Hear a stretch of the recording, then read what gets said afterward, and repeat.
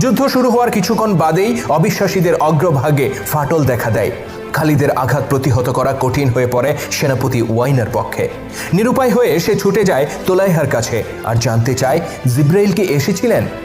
ধ্যানমগ্ন তোলাইহা চোখ বন্ধ রেখেই উত্তর দেয়, না, তিনি এখনো আসেননি, তুমি যুদ্ধে ফিরে যাও। ওয়াইনা যুদ্ধক্ষেত্রে ফিরে যায়, কিন্তু শীঘ্রই পরিস্থিতি আরো খারাপ হয়ে পড়ে আর সে পুনরায় ছুটে যায় তার নবীর কাছে। তোলাইহা এখনো গভীর ধ্যানমগ্ন।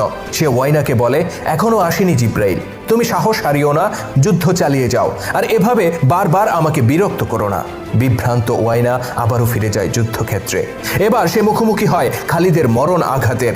এই আঘাত এতটাই প্রচণ্ড ছিল যে ওয়াইনার পক্ষে আর এক মুহূর্ত বাহিনীর নিয়ন্ত্রণ ধরে রাখা সম্ভব হয় না। সে পাগলের মতো ছুটে যায় তোলাইহার কাছে আর চিৎকার করে বলে, এখনো কি তোমার ধ্যান শেষ হওয়ার সময় হয়নি? এখনো কি জিব্রাইলের আগমনের সময় হয়নি? খালিদের ঘোড়া যখন তোমাকে পিষে ফেলবে, জিব্রাইল কি তার পরে আসবেন? ভণ্ড তোলাইহা এবার চোখ খুলে তাকায়। সে বলে, না, জিব্রাইল তোমার মতো আহম্মক নন, তিনি এইমাত্র আল্লাহর বাণী নিয়ে আমার কাছে এসেছিলেন। ওয়াইনা ব্যাকুল হয়ে জানতে চায়, কি বলেছেন জিব্রাইল? উত্তরে তোলাইহা কোরআনের আয়াতের মতো করে তেলাওয়াত করে শোনায়, মুহাম্মদের মতো তুমিও আল্লাহর রসুল, আর আজকের এই দিনটির কথা তুমি কখনো ভুলবে না। তোলাইহার কারণে যেখানে হাজার হাজার মানুষের জীবন বিপন্ন, ঠিক সেই সময়ে এসেও তোলাইহার এই অভিনয় দেখে ওয়াইনার বুঝতে বাকি থাকে না এই লোকটি ভণ্ড ছাড়া আর কিছুই নয়।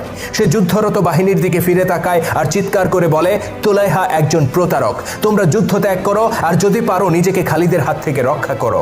তার এই কথা শুনে পালানোর পথ খুঁজতে থাকে অবিশ্বাসীরা, আর তারা অবাক হয়ে দেখতে পায় তাদের আগেই একটি সতেজ ঘোড়ায় আরোহণ করে পলায়নের পথ ধরেছে সেই ব্যক্তি যাকে একটু আগেও তারা নবী বলে বিশ্বাস করত।